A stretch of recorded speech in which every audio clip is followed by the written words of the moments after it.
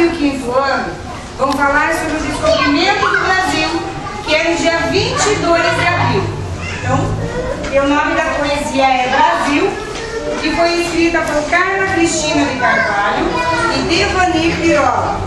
E nela contemos o trecho do hino nacional brasileiro. 1, 2, 3. Brasil, nascido na